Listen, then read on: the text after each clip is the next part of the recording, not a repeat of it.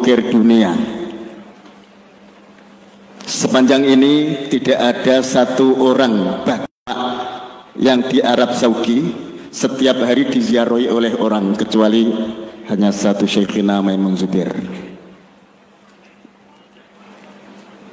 Bahkan setiap hari saya mendapatkan telepon, SMS, WA dari orang-orang yang berkehendak untuk umroh plus ziarah di Makla untuk bisa berziarah di makam Mbah Maimun. Di seluruh dunia mengenang, memperingati Mbah Maimun karena santrinya Mbah Maimun punya santri, santrinya Mbah Maimun punya santri, santrinya Mbah Maimun punya tetangga dan keluarga, sehingga seluruh dunia mengenal Mbah Maimun. Kesederhanaan Mbah Maimun,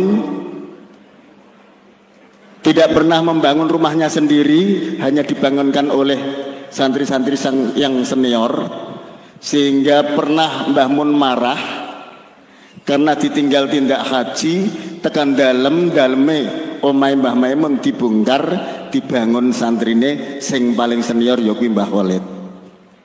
Mbah Khalid ngendika, aku ora tau didukani Mbah Mun kaya nalika aku mbongkar omahe Mbah Mun.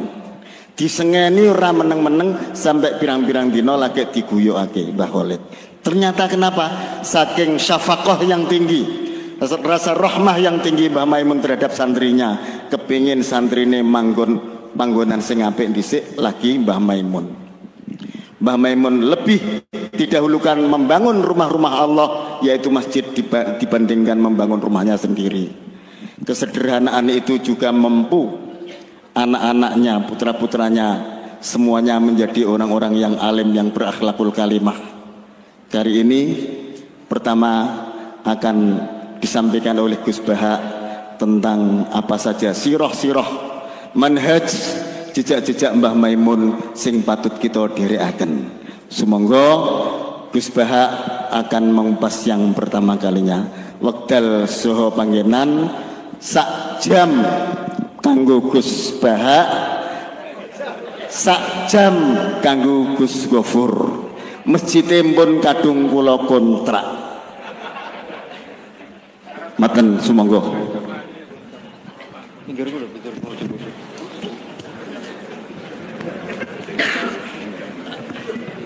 Assalamualaikum warahmatullahi wabarakatuh. Bismillahirrahmanirrahim. Tabarakalladzi nazzalal furqana ala 'abdihi liyakuna lil 'alamin nadhira. Allahumma shalli wa sallim ala sayyidina Maulana Muhammad wa ala alihi wa sahbihi asma'in, amma ba'du. Ingkang sangat kula hormati, sangat kula takzimi Gus kula Kiai Haji Abdul Ghafur, wonten bupati, wonten ketua MUI, wonten saking kepolisian, saking tentara, janten kanca-kanca ingkang kula hormati. Tadi Pak Rosid yang salah itu bilang masalah kesederhanaan. Ini kalau saya sederhana searah ini, pemenang Pak Rosid, sehingga hidungnya tidak mancung-mancung amat, saking sederhananya. Saya maksudnya, saya juga sederhana. Kedua, ingin masuk surga bareng Mbah Mun, ini harus dikoreksi. Dulu saya di pondok itu sering dinasihati sama temannya Gus Zofur, satu kelas dengan Gus Zofur temannya. Gus, nak soleh jeneng teman-teman, mari ini swarga war Mbah Mun, gak enak sungkan. Jadi soleh pas-pasan naik, sehingga ya tetap masuk surga tapi udah war Mbah Mun, mari nopo sungkan. Kamu tahu kan di surga pekerjaan kamu apa? Ngeloni widadari kan? Itu kalau ketemu guru mesti apa? Sungkan. Jadi cukup di bawahnya, nanti kapan-kapan sowan tiap malam Jumat apa? Sowan. Kamu kebayang nggak sekamar dengan Mbah Mun kalau di hotel? Raisoba, ya ternyata dia milih. Begini yang serius ini saya sampaikan, ini kan 1 jam, saya diskon 20 menit. Jadi karena kalau dia memaksakan berarti itu nggak sopan sama kiai. Jadi begini, tadi bicara tentang sanad. Jadi saya harap semua santrinya Mbah Mun, baik yang pernah mondok maupun pecintanya, sanad ini kualitasnya harus dijaga. Jangan sampai ada sanad yang hoax, kalau dalam bahasa hadis maudhu. Kenapa demikian? Karena orang membayangkan yang tidak kita menangi, misalnya kita membayangkan Imam Ghazali atau Imam Haromen atau sampai sahabat, akhirnya sampai Rasulullah Shallallahu Alaihi Wasallam, itu tidak melihat. Satu-satunya background yang kita lihat adalah guru kita atau orang yang kita saksikan. Saya ulang lagi ya, satu-satunya cara melihat Rasulullah adalah melihat sahabat, melihat tabi'in, tabi'in, sampai melihat guru-guru kita yang sekarang. Kenapa demikian? Karena mau tidak mau itu ada sanad. Sehingga dalam ilmu hadis atau ilmu fikih disebut ada orang mimpi ketemu Rasulullah, misalnya saya ketemu Rasulullah dan beliau ngendikan besok Ramadan. Itu kalau di ilmu fikih la yu'tabaru qaulu, tidak perlu diikuti. Mendingan ngikuti Pak Rosid yang enggak mimpi ketemu Rasulullah tapi melihat apa? Hilal. Saking nganggurnya di pinggir laut terus. Itu tidak apa-apa. Terus ditanya seorang ulama tadi, bagaimana Anda membandingkan mimpi ketemu Rasulullah dengan melihat hilal? Kata ulama tadi, mimpi ketemu Rasulullah itu hak Anda. Saya boleh percaya, boleh tidak. Tapi haddatsani rajulun minal ulama, haddatsani rajulun sampai Rasulullah setiap mengatakan haddatsani rajulun tambah yaqadatan, bahwa Rasulullah secara terjaga ngendikan sumu li ru'yati wa aftiru li ru'yati fa in gumma alaikum fa akmilu iddata sya'ban salasina yauman. Kamu puasa Ramadan ya karena melihat rembulan, nanti lebaran juga karena melihat rembulan. Nabi mengatakan itu secara yaqadatan terjaga. Sahabat menyaksikan riwayat itu juga secara terjaga. Tabi'in meriwayatkan itu juga secara terjaga. Sampai Mbah Mun, sampai Gus Zufur, sampai kita semuanya diriwayatkan secara terjaga. Maka riwayat yang secara terjaga ini jangan dikalahkan oleh subjektivitas seseorang yang mengklaim mimpi ketemu Rasulullah. Bukan karena tidak percaya tentang mimpi itu tidak. Man ro'ani fil manam faqat ro'ani haqqan. Tapi itu kan subjektif. Kalau setiap orang yang ngomong gitu kita percaya, ini hancur. Ya nak sing ngomong Habib atau ulama bisa dipercaya. Nak sing ngendikan Pak Rosid tenan ta ora.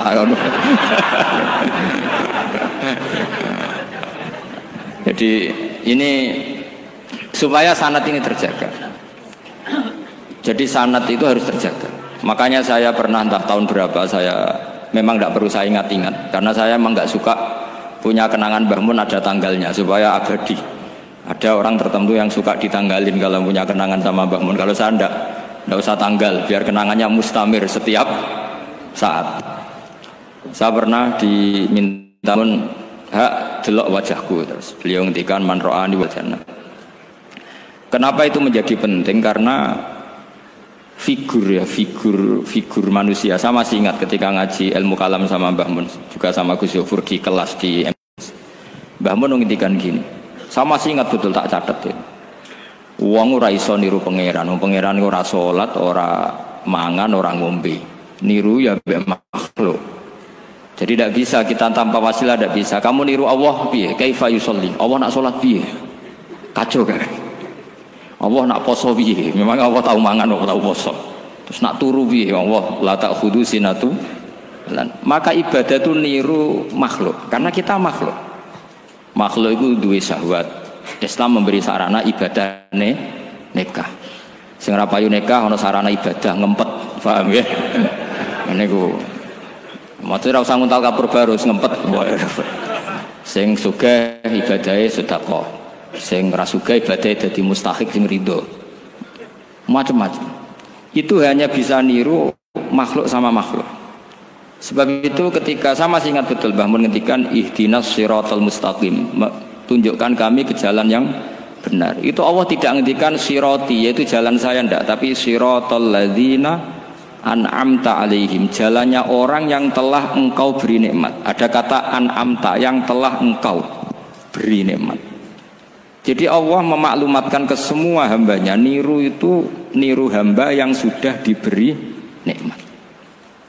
Karena kita hanya bisa niru misalnya Rasulullah, cara sholat beliau kayak apa, cara sujud beliau kayak apa, cara makan beliau kayak apa, cara nikah beliau kayak apa, bahkan cara masuk rumah, keluar rumah, doa pergi, Termasuk doa nyaur utang.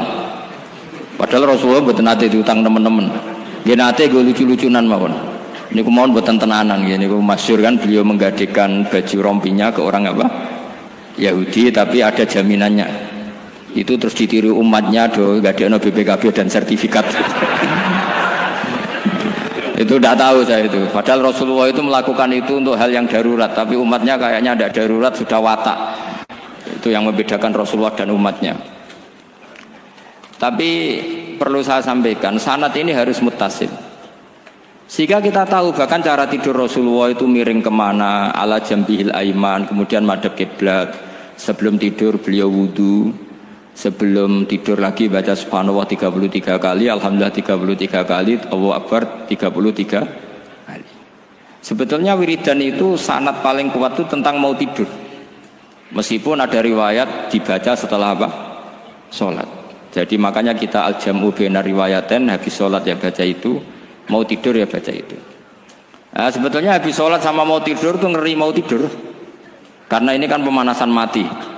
Pelatihan mati karena satu kondisi yang Anda sudah tidak bisa ikhtiar. Tapi kayak apa Rasulullah? Justru kita kondisi yang nggak bisa ikhtiar itu pesannya Nabi apa? Kamu baca ini, in mutta kata Nabi, ada yang baca in mitta. Kalau mau berpikir potensi paling ngeri, bahaya paling ngeri adalah orang mau tidur karena di situ kita tidak bisa apa-apa. Cara musuhmu mangkel bekku ya karek nyembelih. Cara bojomu mangkel bekku ya karek ngobong kok ini TV niku. Anda usah merasa tidak akan mengalami itu, ya insya Allah enggak itu. Tapi dengan melihat di TV semua potensi itu ada. Untuk aku turun yang kendaraan tangis-tangis nih akhirat. Terus aku, Gusti kalau mau akhirat mau kecelakaan. Nah, justru mau tidur itu Nabi itu unik, kelihatan bahwa ada nubuah, ada kenabian yang luar biasa. Kalau mau tidur itu ada nubuah, ada kenabian yang luar biasa. Kalau mau tidur itu ada wiridannya. Saya termasuk orang yang fanatik baca wiridan sebelum tidur. Jadi jangan kira kalau Selasa sholat jarang wiridan, tidak punya wiridan di tempat lain. Itu sangat suudzon yang menyakiti. Saya punya cara sendiri untuk ingat Allah, itu terutama mau tidur. Sampai istri saya itu protes. Gus nak bersolat atau mau nyekel tasbih nabi tidur, saya itu punya tasbih lupa jumlahnya semuanya di kamar tidur. Ini sekaligus ijazah entah pamer kebaikan tidak tahu saya. Pokoknya sudahlah husnudzon saja.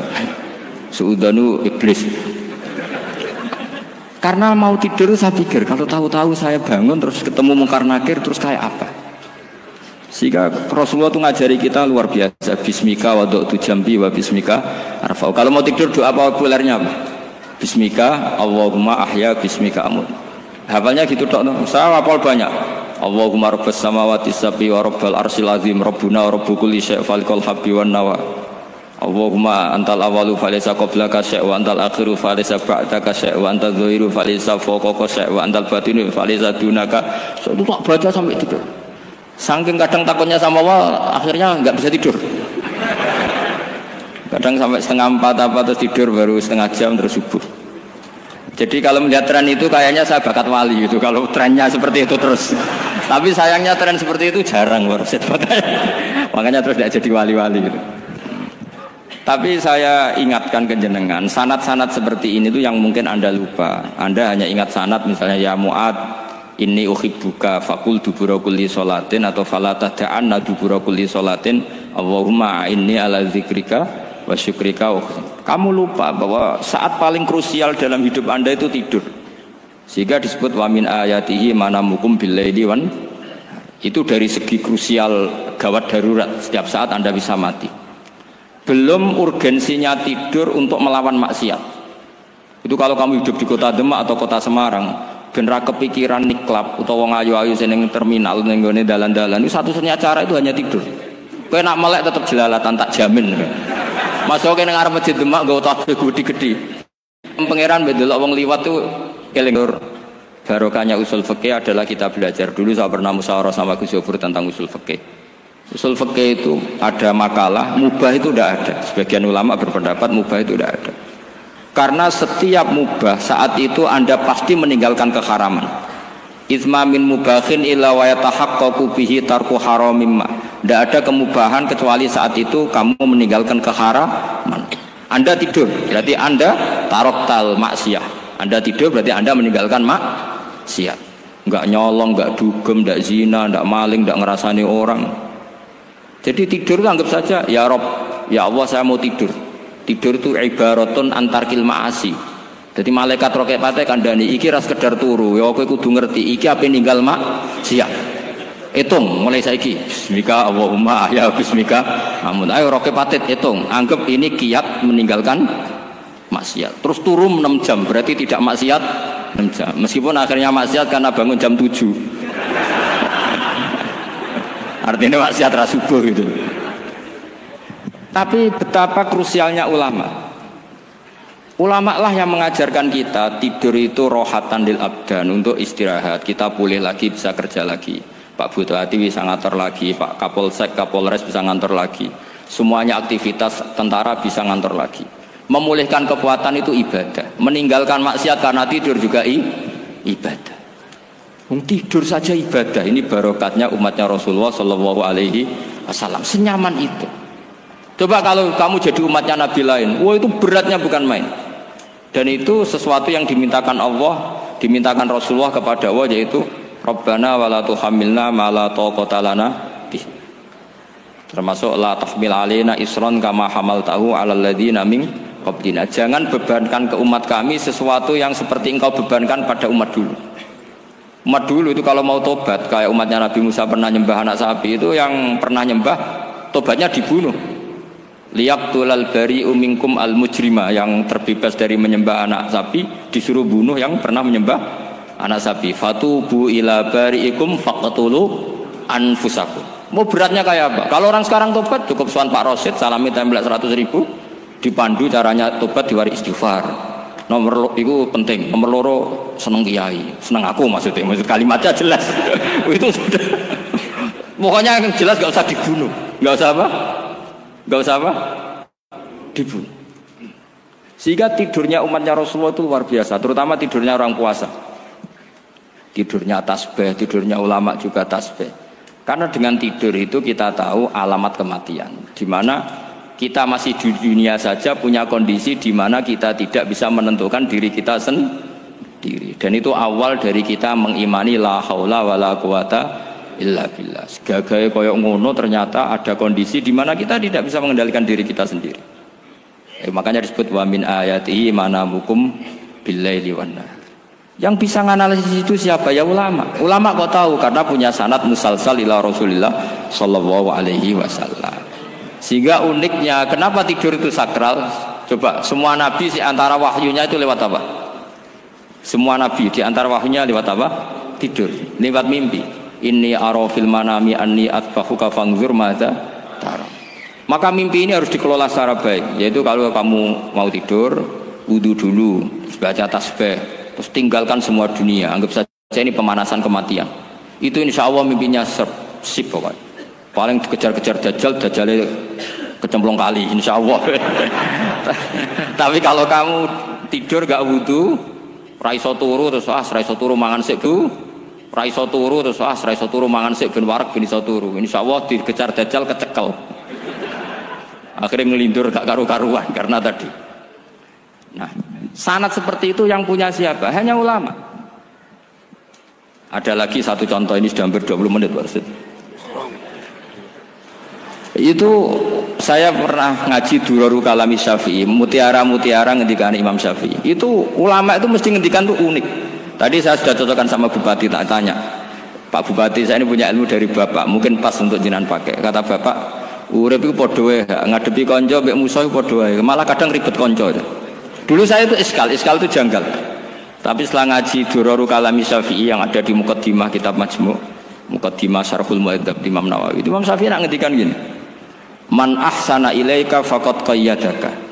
Wong ngapiki kowe nyancang kowe. Kaya Pak Rosid itu apian mbak aku. Ngerti sarang sowan mampir, gayane apian. Dibeli nyancang. Awas nara teko ning Demak. Itu faqat qayyadaka, nyancang kowe. Tapi waman asaa ilaika faqat atlaqaka. Wong sing eleki kowe iku penak bebasno kowe. Kowe tau diutangi wong kancamu ta musuhmu? Sing biasa utang kowe lho. Kanca. Kowe numpak mobil ketemu musuh enak ra usah nawani, nek ketemu kanca monggo bareng. Sing ngel-ngelo kowe kanca ta musuh? Artinya gini, konco ya barokah, nggo perjuangan, musuh ya barokah mergo ora tau utang. Jadi segampang itu ulama melihat kehidupan tuh. Man ahsana ilaika faqad qayyadaka wa man asaa ilaika faqad atlaqaka. Jadi akhirnya kita hidup itu berkah terus. Di konco ya enak kados kula di konco Gus Zofur nak kula mboten saged fikih musyawarah, ora iso tasawuf musyawarah. Di konco Pak Rosid, konco rai sederhana. Pokoknya duit. Tadi kurang contoh. Kalau rai Arab kan enggak sederhana, Pak. Wajahnya mewah terus. Ekonominya juga sederhana. Saya sama Rosid sama-sama gak kaya. Jadi tadi nyontohkan kan Gus Zofur sama Gus Baknya ngebis. Memang saya sering sama Gus Zofur ngebis sampai sekarang masih sen. Bukan karena miskin yang jelas itu pilihan itu. Jadi ulama itu segampang itu melihat kehidupan. Saya termasuk kiai muda yang nggak takut mati, bukan karena yakin di surga gitu, karena saya sering baca berdoa. Allahumma ya Allah, kata Rasulullah, kamu harus berdoa ya Allah, ij'alil hayata ziyadatan li fi kulli khairin wal mauta rohatan li min kulli syarrin. Mungkin sekarang kita ada zina, mungkin sekarang kita ada korupsi, mungkin sekarang kita ada maling, tapi potensi itu tetap ada. Yang bisa ngakhiri itu apa? Kematian. Maka anggap saja kematian itu rohatan li min kulli syarrin, semua mengakhiri semua keburukan. Kayak apa Rasulullah memandang kehidupan? Kalau kamu masih hidup, anggap saja ziyadatan li fi kulli khairin. Saya gara-gara hidup saudaranya kersane Pak Rosid ngaji di sini. Ikhlas Pak Rosid itu sangat ikhlas. Saudaranya senior kula dipaksa nggih gelem, diintimidasi nggih gelem. Wah itu barokah. Nanti setelah saya mau mati, saya juga akan ridho-ridho saja. Ya Allah, ini akhir dari segala potensi keburukan saya. Sehingga kiai-kiai NU, kiai-kiai alim itu ada bajingan, tukang ngemel wong kok mati. Saya gitu Pak, niki saya. Tanggane ra ono sing gelem muni saya. Kiai ini maksud, ayo Pak, muni saya Pak. Mboten saya ini tempuh. Lan saya pun mati, pun mboten saged nakal nih. Ya jenenge rohatan li min kulli syarrin. Kalau mayit ya rohatan lahu min kulli syarrin. Kayak apa sanad kita ke Rasulullah, kabeh itu dimana jadi ibadah. Al hayat ziyadah fi kulli khairin, al maut rohatan min kulli syarrin. Kenal Pak Rosid ya ibadah, apalagi kenal Gus Zofur ibadah, kenal bupati ibadah, konco perjuangan. Kok kenal preman ya ibadah, konco latihan dakwah, anggapnya latihan ngelola rehab. Kenal polisi ibadah, jaga stabilitas nasional. Kenal ABRI ibadah, jaga NKRI. Kenal orang nakal ibadah, dianggap pembinaan. Semua itu ibadah. Kayak apa ajaran agama ini? Semuanya baik-baik saja, tergantung niat. Tapi sanad ini siapa yang punya? Hanya ulama. Nah ulama itu siapa? Ya orang yang kamu ketemu. Dalam konteks ini Mbah Mun ngajari kita macam-macam. Mbah Mun ketemu orang siapa saja hormat. Saya kemarin bikin makalah untuk beliau, termasuk saya cerita dari riwayat Rasul akli ba'dal iman billah at-tawaddud ilan nas wastina'ul ma'ruf ila kulli barrin wa fajirin. Inti iman setelah akal menentukan kita iman kepada Allah, akal setelah mengantarkan logika iman kepada Allah, akal itu kita gunakan at-tawaddud ilan nas supaya kita bersikap simpatik dan melakukan kebaikan kepada siapa saja. Karena barokahnya kita simpatik, nak ngandani wong nggih gampang. Misalnya kita dadi kiai alim sundul langit sampean mbek tangga modit, ketemu wong perengut, sing ape ngandel iku sapa? Sementara sing preman, ayo ngopi nggonku sik tenang ae. Sing kiai ini orang begawean kene kopi kowe. Akhirnya sing preman sakhok di pengaruh, sing kiai ini bakhil gak duwe pengaruh. Itu tidak boleh kejadian seperti itu. Makanya ada riwayat wastinaul ma'ruf ila kulli barrin wa fajirin. Jadi kula suwun sanad-sanad seperti itu tidak boleh hilang. Saya itu kitabnya Mbah Mun Al-Ulama Al-Mujaddidun setengah hafal, sampai sekarang masih tak baca. Kalau mau tidur tak baca, bahkan di tas saya itu ada terus. Ya karena kalau saya di Jogja kangen Mbah Mun baca itu, ketika beliau masih sugeng, apalagi sekarang. Karena jangan sampai saya ini punya fatwa yang mukhalif terhadap fatwanya Mbah Mun. Ini terutama warning sama santri sarang, nggak boleh. Terakhir itu Mbah Mun punya kecenderungan, punya pikiran kayak Yusuf Qaradawi. Ya potensi wajibnya zakat khodrowat fawakih. Ngendikan gini, sama sih ingat ketika ngaji sama Gus Zofur Pak Rosid kalau bangun guyon wong desa iku wis melarat gegere nganti koyo akeh wae. Mbah Mun nyontokno gegere macul nganti koyo akeh gara-gara sing ditandur pari wajib zakat. Wong Sulawesi nandure kakao cengkeh, zaman iku cengkeh joyo. Berhubung ora akut gak wajib zakat. Padahal kaya raya. Jadi fenomena itu sering diutarakan beliau. Lama-lama beliau ngarang di Al-Ulama Al-Mujaddidun, beliau mengutip pendapat Ibnu Katsir, tentu di era modern kayak Yusuf Qaradawi. Sebenarnya Yusuf Qaradawi sendiri bukan mujtahid, dia yang muqallid juga. Kata Ibnu Katsir, wa mimma akhrajna lakum minal ard, yang harus dizakati adalah ma itu umum, apa saja yang keluar dari bumi. Maka kecenderungan Mbah Mun akhir-akhir itu mbok yao fawaqih khudrawat itu dizakati. Tapi beliau tentu tidak ilzam ya, karena beliau sangat syafi'i. Tapi ini kan saran yang baik lah menurut saya. Apa susah sih dadi wong lomo gitu. Wong dadi wong medhit kok mbok bilo-bilo. Lah nek kowe takok takbire ndi Gus, nak khudrawat fawaqih, melon, kakao, tebu wajib zakat. Takbire iku lomo iku apik, medhit iku elek. Ngoten-ngoten mawon iki. Mumpun ngoten mawon. Assalamualaikum warahmatullahi wabarakatuh.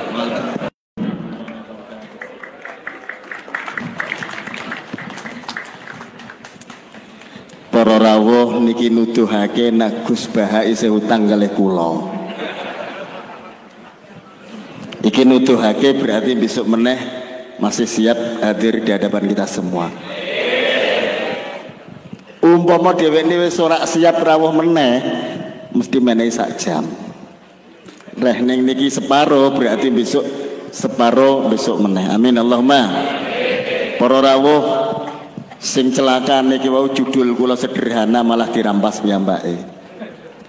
Ngibadah turu pancen bener, ora maksiat, ora nyolong, ora zina. Sing paling ekstrim niku pripun? Ngibadah sing paling wirid niku nek wong lanang duwe bojo cerewet, eleke ra karuan. Sabar tok wis Gusti Allah maringi swarga. Allahumma. Niki ngibadah sing paling irit jarine Gus Bah. Semoga kita dherekaken panjenenganipun Fadilatul Mukarram Syekhina wa ibnu Syekhina wa Syekhu abnaina Gus Ghafur. Kula mboten saged komentar. Guru kula umpamane kula ngalem, Gus Ghafur ijeh sak dhuwure alemane kula. Umpamane kula muni pinter, Gus Ghafur ijeh sak dhuwure apa sing turaken. Mergo ora tutuk. Mula sak pira olehku ngalem komentar dateng Gus Ghafur adalah lebih baik, lebih tinggi dan lebih mulia daripada apa yang saya sampaikan. Panjenenganipun Fadilatul Mukarram Ki Haji Dr. Abdul Ghafur Maimun wekdal saha papan pun aturaken ingkang kathah Gus niki wau cek utang niki sampun. Malah utang. Assalamualaikum warahmatullahi wabarakatuh. Bismillahirrahmanirrahim. Alhamdulillahirabbil alamin. Wassalatu wassalamu ala asyrafil anbiya'i wal mursalin sayyidina wa maulana Muhammadin wa ala alihi wa sahbihi ajma'in. Amma ba'du. Dumateng ngersanipun pinten-pinten alim ulama ingkang saestu kawula hormati, wonten Gus Baha, wonten pimpinan Nahdlatul Ulama saking PCNO Demak, wonten Kiai Zainal Arifin, wonten Kiai Muhammad Aminuddin, wonten Ketua MUI Kiai Asyikin, Pak Bupati saking Demak Bapak Nasir, sedanten alim ulama, wonten para habaib yang saestu kawula hormati, Pak Rosyid pimpinan saking Himma Al Anwar, juga salah satu ahli Bahsul Masail di wilayah Demak. Saking Jawa Tengah ke Jawa Tengah, kemudian terima kasih sudah datang. Ada pejabat dari sipil, militer, Polres, kemudian ada dari TNI, santri sedanten, muhibbin ingkang kawula hormati.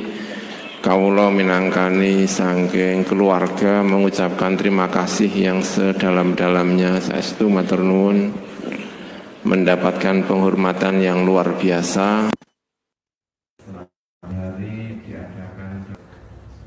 Tahun 2005, kalau tidak salah, tahun 2005, Pulau Wangsul dari Mesir masih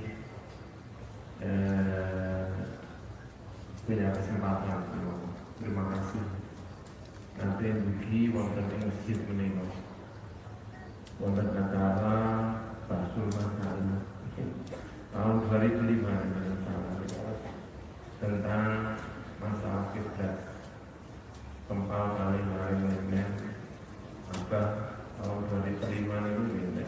Kalau umur gini cukup.